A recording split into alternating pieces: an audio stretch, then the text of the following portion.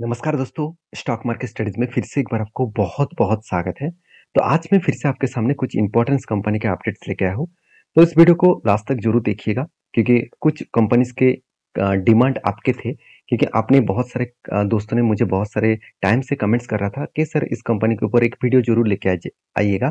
तो चलो उसी के बारे में डिस्कशन करूँगा। तो इस वीडियो को लास्ट तक ज़रूर देखिए और अभी तक अपने चैनल को सब्सक्राइब नहीं किया तो जरूर कर लीजिएगा। तो चलो फर्स्ट जो कंपनी है जिसके बारे में बात करूँ उसका नाम है डेविस लैबोरेटरीज। इसको डेविस लैब नाम से आप जानते हैं। तो इस कंपनी मेरी एक पसंदीदा कंपनी भी है। एज ए लॉन्ग टर्म के लिए भी इस कंपनी के ऊपर मैं कुछ क्वांटिटी उठा कर रखा हूँ और एज ए स्विंग ट्रेडर्स के हिसाब से जब जब ट्रेड बना तब तब मैं इसके ऊपर ट्रेड भी लिया हूँ। तो इस कंपनी के जो बिजनेस है, तो कंपनी स्टार्ट हुआ 1990 में कंपनी स्टार्ट हुए थे। तब से लेकर कंपनी देखिए डेविस लेबोरेटरीज जो है वो मैन्युफैक्चर करते हैं और एक्सपोर्ट भी करते हैं। किसके ऊपर? एपीआई के ऊपर। तो एपीआई जो प्रोडक्ट है इसके ऊपर डिमांड आज भी है, फ्यूचर में भी रहेगा। और एक्टिव फार्मास्यूटिकल इंग्रेडिएंट्स जो है उस प्रोडक्ट के ऊपर डिमांड हमेशा रहेगा। उसके साथ साथ कंपनी इंटरमीडिएट एंड आप देख सकते हैं न्यूट्रास्यूटिकल इंग्रेडिएंट्स जो है उसके ऊपर भी कंपनी का बिजनेस अलग लेवल में बढ़ रहा है। तो मैं जरूर कहूंगा इस कंपनीज के ऊपर आपको फोकस रखना चाहिए क्योंकि कंपनी में दम है। कंपनी में हाँ वैल्यूएशन थोड़ा सा हाई है। कितना हाई है वो मैं आपको दिखा दूं कि कंपनी की जो वैल्यूएशन है आज टॉप लेवल में है। एक टाइम नीचे आया था, जब इस नीचे लेवल में आया था तब मैं आपको एक ट्रेड मेंशन किया था। वो ट्रेड शानदार तरीके से एक्टिव भी हुआ, टारगेट भी हुआ। अभी फिलहाल के लिए जो 5 साल के जो एवरेज है 47 के आसपास है और कंपनी का जो करंट सिचुएशन है वो 65 के आसपास है। तो थोड़ा सा करेक्शन यहाँ पे देखने को मिला है। थोड़ा सा जो वैल्यूएशन है वो हाई देखने को मिला है। तो कोई चिंता करने का जरूरत नहीं, कभी कभी इस तरीके से सिचुएशन तैयार भी हो जाते हैं। आरओसी आरओई आपको बेस्ट दिखने को मिलेगा और कंपनी का डेप्थ एकदम जीरो है। प्रोमोटर के पास होल्डिंग्स भी है, इनकम भी शानदार हो रहा है, हाथ में कैश भी शानदार है। और सबसे मजेदार बात है कंपनी के जो क्वार्टरली रिजल्ट है, कंपनी इस बार थोड़ा सा सेल्स को मतलब डिक्रीज किया, तो इंक्रीज नहीं कर पाए क्योंकि उसके पीछे कारण है एपीआई। इसका जो एपीआई के जो प्रोडक्ट है वो प्रोडक्ट का मार्केट में डिमांड थोड़ा सा कम हुआ है। तो इस कम होने के चलते हुए कंपनी का सेल्स में थोड़ा सा इम्पैक्ट आया। कंपनी एक्सपेंस को मेंटेन करने के बाद हाथ में जो प्रॉफिट आया ऑलमोस्ट पिछले सालों की तुलना से देखा है तो 40% के आसपास, 40 to 45% के आसपास सेल्स डाउन हो चुके हैं। तो कोई बात नहीं, इस तरीके से सिचुएशन मार्केट के डिमांड के ऊपर चलते रहते हैं। आज मार्केट में डिमांड नहीं है, कल जाकर डिमांड में फिर से वो खड़ा जरूर हो पाएंगे क्योंकि मार्केट में डिमांड बढ़ेंगे तो इस तरीके से प्रोडक्ट का डिमांड फिर से चालू हो जाएगा। तो ओवरऑल कंपनी का जो क्वार्टरली रिजर्व के बारे में बात करूँ तो कंटिन्यूसली रिजर्व बढ़ते चले गए। 10 साल पीछे चले जाएंगे तो 2000 करोड़ के आसपास रिजर्व था, वो बढ़ के हो चुके 12,000 करोड़ के आसपास। तो कंपनी का जो टोटल फिक्स्ड एसेट है वो 730 करोड़ के आसपास देखने को मिला था, वो फिक्स्ड एसेट बढ़ के हो चुके 4,700 करोड़ के आसपास। बोरिंग्स एकदम ना के बराबर है, कंपनी का कोई भी कर्जा नहीं है। और सबसे प्लस पॉइंट है company CWIP capital working in process में कंपनी इस बार 200 करोड़ के आसपास पैसा लगा के रखा और इसी पैसा लगाने के कारण स्टॉक के ऊपर एक प्लस पॉइंट के हिसाब से देखने को मिला है। तो कैश फ्लो के बारे में बात करूं तो आप देखेंगे कंपनी इस बार 470 करोड़ के आसपास फिक्स एसेट को परचेज किए। जो 10 साल पीछे चले जाएंगे तो सिर्फ 250 करोड़ के आसपास फिक्स एसेट को परचेज किया गया था। तो यहाँ पे कंपनी का जो कर्जा है वो आपको जीरो दिखेगा। तो कंपनी का जो पहले जो कर्जा हुआ मतलब कर्जा एक बार लिया था 78 करोड़ के आसपास, उस कर्जे को कंपनी रीपेमेंट भी किए। इसका मतलब हाथ में कोई कर्जा भी नहीं है, एकदम कंपनी फ्री हो चुके हैं और इसीलिए शायद इंस्टीट्यूशन भी इस कंपनी के ऊपर धमाका बाइंग किए हैं। तो इंस्टीट्यूशन मतलब एफएस ने करीबन 14.5-15% के आसपास होल्डिंग लेकर रखा। डीएस के पास होल्डिंग कितना है? 21% के आसपास देखने को मिला और पब्लिक के पास जो है वो 12% के आसपास देखने को मिला। इसका मतलब कंपनीज के ऊपर हर कोई व्यक्ति इन्वेस्टमेंट करना चाहते हैं।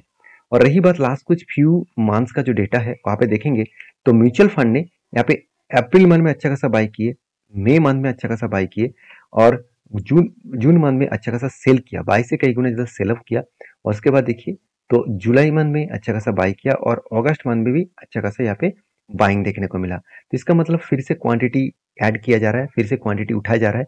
उसके पीछे कुछ ना कुछ तो रीजन होगा। चलो मैं रीजन आपको दिखा देता हूँ।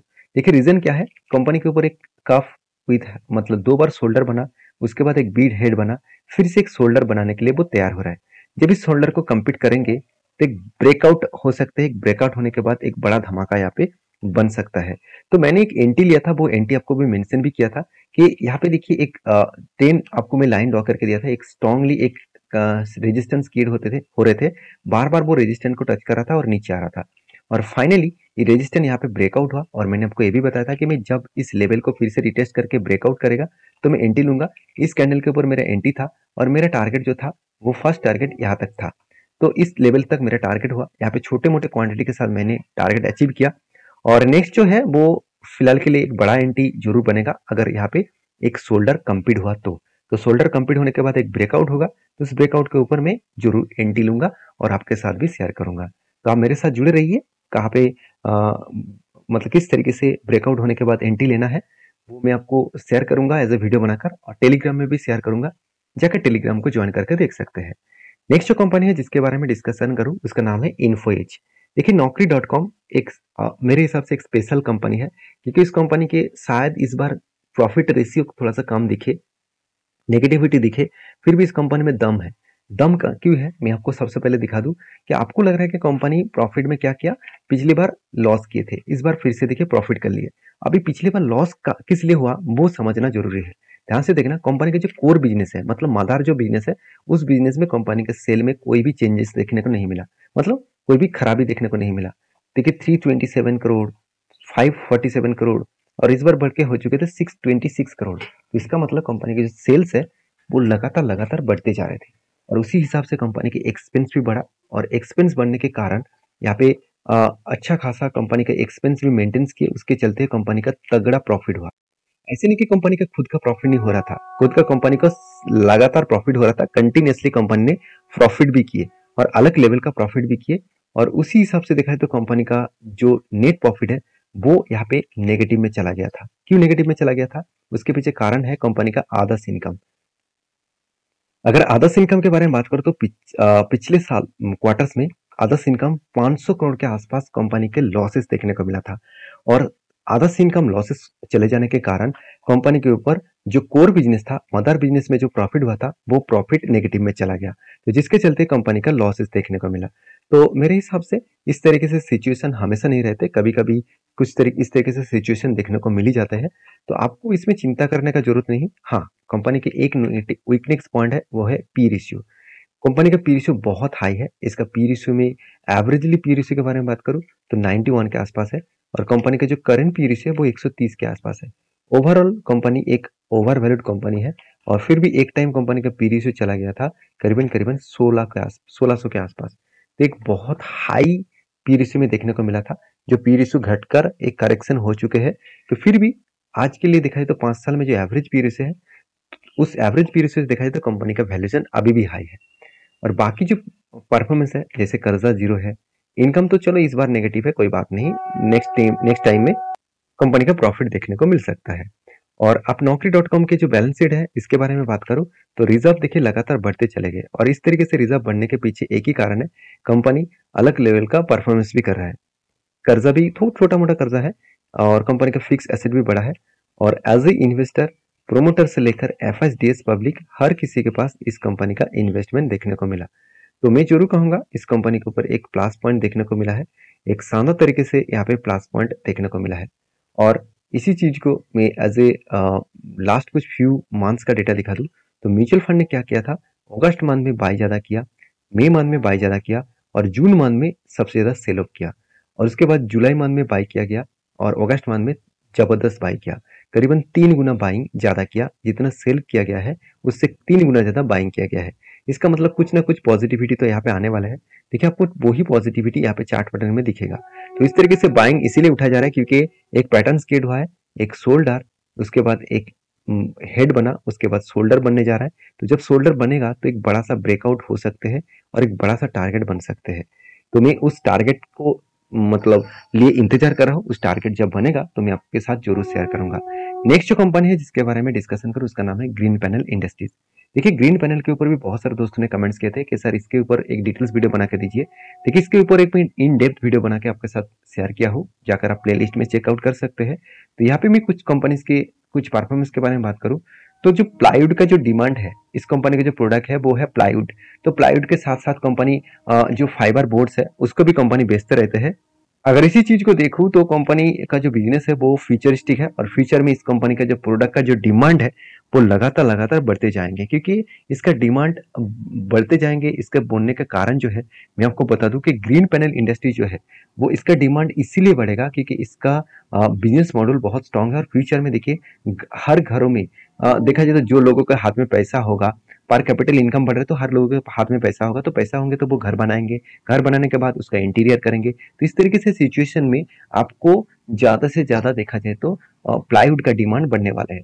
तो ऑफिस वगैरह, साथ ही साथ घर में यूज किए जाने वाला जो प्रोडक्ट है, जो प्लाईवुड का जो डिमांड है वो लगातार बढ़ते जाएंगे। तो उस हिसाब से देखा है तो इस कंपनी का ग्रोथ होने का चांसेस है। और रही बात कंपनी का जो वैल्यूएशन है वो बहुत सस्ते में है, और आरओसी आरओई भी ठीक ठाक है, बेस्ट लेवल में है, एनुअल इनकम भी शानदार है, कर्जा एकदम जीरो है, हाथ में कैश भी शानदार है। और कंपनी के क्वार्टरली जो रिजल्ट है वो भी देखिए लगातार बढ़ते जा रहा है। तो 90 करोड़ से बढ़ के हो चुके 300 करोड़, उसके बाद 450 करोड़, इस बार थोड़ा सा कम हुआ 350 करोड़ के आसपास।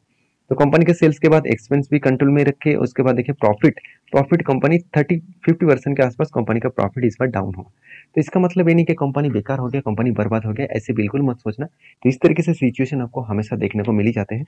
और रही बात इस कंपनी के जो बाकी परफॉर्मेंस का, तो उसके बारे में बात करूँ तो कंपनी का जो कैश फ्लो है उसके बारे में बात करूँ तो आप देखेंगे तो कंपनी फिक्स एसेट परचेज इस बार हाईएस्ट फिक्स एसेट को परचेज किए। लास्ट कुछ 3 इयर्स में उतना ज्यादा फिक्स एसेट को परचेज नहीं किया गया जो इस बार कंपनी ने फिक्स एसेट को परचेज किए। और कर्जे के बारे में बात करूँ तो कंपनी के देखिए बोरिंग्स के बारे में बात करूँ तो प्रोसीड फ्रॉम बोरिंग्स, तो इसका मतलब कंपनी इस बार कोई भी कर्जा नहीं उठाया। पहले जो कर्जा उठाया गया था उस कर्जे को कंपनी रीपेमेंट कर दिया, पूरा का पूरा, पूरा का पूरा रीपेमेंट कर दिया। इसका मतलब कंपनी कोई डेप्थ को आगे लेकर नहीं चलना चाहते, वो जितना छोटे मोटे डेप्थ को लेकर रखे हैं वो कंटिन्यूसली मिटाते चले जा रहे हैं। तो यही कंपनी के लिए खासियत बना है, और जिसके चलते है मुझे लगता है इंस्टीट्यूशन भी इसके ऊपर भरोसा करना स्टार्ट कर चुके हैं। एफ के पास 3% का होल्डिंग था, वो बढ़ के हो चुके 4.5%। डीएस के पास 18.5% का होल्डिंग था, वो बढ़ के हो चुके 21% के आसपास। और प्रोमोटर के पास भी होल्डिंग्स देखने को मिला था, कंटिन्यूसली प्रोमोटर्स ने भी अच्छा खासा होल्डिंग्स को इंक्रीज किए। पब्लिक के पास भी अच्छा खासा होल्डिंग्स यहाँ पे देखने को मिला। तो मेरे हिसाब से सारे पॉइंट के हिसाब से प्लस पॉइंट देखने को मिला है। अभी रही बात एज ए म्यूचुअल फंड के बारे में बात करूँ तो इस म्यूचुअल फंड ने देखिए लगातार हर मंथ में अच्छा खासा क्वांटिटी यहाँ पे ऐड करते जा रहा है। तो इतने क्वांटिटी ऐड तभी किए जाते हैं जब कंपनी के ऊपर परफॉर्मेंस बेस्ड माना जाता है। तो किस तरीके से बेस्ड है मैं आपको एक बार आपको चार्ट पैटर्न में दिखा दूं। तो देखिए इस तरीके से बाइंग होने के पीछे मैंने आपको मेंशन भी किया था कहाँ पे एंट्री बना था। तो जब म्यूचुअल फंड कंटिन्यूसली बाइंग कर रहे थे और इतना शानदार कंपनी का परफॉर्मेंस भी था और लो वैल्यूएशन के हिसाब से देखने को मिला था, तब मैंने आपको भी मेंशन किया था कि एक शानदार तरीके से यहाँ पे चार्ट पैटर्न बना, एक शोल्डर कम हेड कम शोल्डर बना, और ब्रेकआउट भी हुआ, और ब्रेकआउट कंफर्मेशन इस कैंडल के ऊपर हो चुके थे। तो इस कैंडल के ऊपर मेरा एंट्री था, और उसके बाद यहाँ पे टारगेट मैंने पहले बोल चुका हूँ कि इस रेंज 397 ये जो रेंज है इस रेंज को टच करने के बाद वो रिवर्सल कर सकते हैं। क्यों? क्योंकि यही रेंज कंपनी के लिए एक स्ट्रॉन्ग रेजिस्टेंस कम सप्लाई जोन है। क्योंकि यही वापस देखिए यहाँ से नीचे गिरने के बाद वापस ऊपर जाने का कोशिश किया, यहाँ पे एक रेजिस्टेंस फेस किया और उसके बाद बिग क्रैश हो गया। तो यही लेवल बनने के बाद एक करेक्शन हुआ था। तो इसी रेंज को में जरूर एक स्ट्रॉन्ग फीलिंग्स मुझे लग रहा था कि यहाँ से रिवर्सल कर सकते हैं। तो यहाँ पे मेरा ज़्यादा क्वांटिटी मैंने यहाँ पे एग्जिट कर लिया, कुछ क्वांटिटी अभी भी कंटिन्यू कर रहा हूँ क्योंकि मेरा टारगेट जो है वो इस लेवल तक है। तो देखा जाएगा टारगेट होगा कि नहीं होगा। अगर टारगेट नहीं भी हुआ तो मेरा ऑलमोस्ट कुछ प्रॉफिट तो बन चुके हैं, और इस लेवल में आएगा तो मैं क्वांटिटी को जरूर होल्ड करूंगा, मैं कंटिन्यू करूंगा क्योंकि इस कंपनी के ऊपर स्ट्रेंथ मुझे अच्छा लगा। तो नेक्स्ट जो कंपनी है जिसके बारे में डिस्कशन करूं उसका नाम है सूर्य रश्मि लिमिटेड। तो सूर्य रश्मि लिमिटेड जो है वो एक देखा जाए तो स्टील मैन्युफैक्चरिंग कंपनी है। तो इसके ऊपर एक बहुत बड़ा अपडेट आया, और अपडेट दिखाने से पहले मैं कंपनी का चार्ट पैटर्न दिखाना चाहता हूँ। एक साल पहले चले जाएंगे तो कंपनी का चार्ट पैटर्न बता रहा था 200 के आसपास था, आज वो कहाँ पे है 500 के आसपास। मतलब आपका फंड दुगना से भी ज्यादा कर चुके हैं, तो 2.5 गुना के आसपास कर चुके हैं। और इसी के चलते बोर्ड ने एक बहुत बड़ा अनाउंसमेंट भी किया, वो क्या है स्प्लिट का। तो स्प्लिट का जो अनाउंसमेंट है 5 का फेस वैल्यू देखने को मिलेगा। अभी 10 का फेस वैल्यू है तो 10 का फेस वैल्यू 5 बनेगा। इसका मतलब हर एक शेयर में आपको 2 शेयर एक्स्ट्रा मिल जाएगा।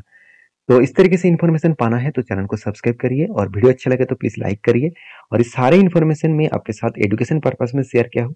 किसी भी कंपनी के ऊपर काम करना है तो प्लीज रिसर्च करके आपके जो एडवाइजर है उसके साथ बातचीत करके ही काम करना। तो मिलते हैं नेक्स्ट वीडियो में, तब तक के लिए अच्छे से रहिए, अपने ख्याल रखिए, धन्यवाद।